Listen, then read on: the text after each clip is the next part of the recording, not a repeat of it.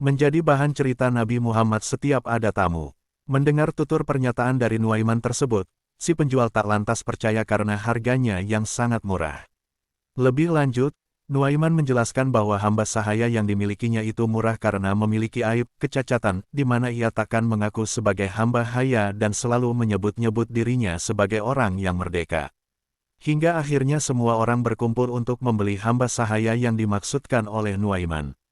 Tak disangka, ternyata Nuaiman malah mengarahkan mereka kepada Suwaibit yang tak lain adalah sahabatnya sendiri. Nuaiman pun menerima uang sebesar 20 dirham, kemudian disusul dengan penangkapan Suwaibit sebagai hamba sahaya yang dimaksudkan oleh Nuaiman. Ketika ditangkap, Suwaibit berteriak, "Aku bukan hamba sahaya.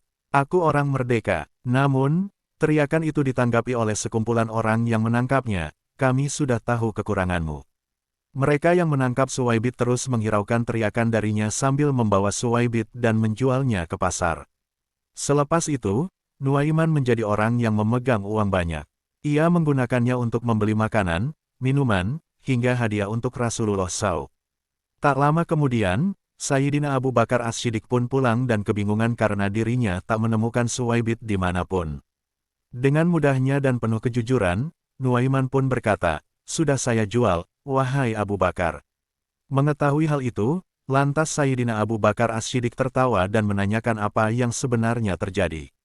Nuaiman pun menceritakan semuanya secara detail hingga titik di mana Suwaibit yang notabene sebagai sahabatnya sendiri akhirnya ia jual. Hingga akhirnya Sayyidina Abu Bakar As-Siddiq pun langsung bergegas ke pasar dan membeli kembali Suwaibit, hingga ia bebas kembali sebagai orang yang merdeka.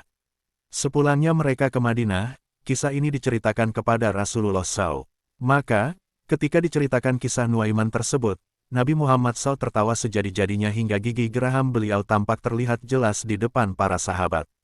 Hingga setahun berlalu dari kisah tersebut, Rasulullah SAW selalu menceritakan ulang kisah Nuaiman kepada siapapun tamu yang datang kepadanya. Demikian beberapa kisah tentang sosok Nuaiman bin Ibnu Amr bin Rafah Nuaiman, yang selalu membuat Rasulullah SAW tertawa saat berada di dekatnya. Wallahu a'lam.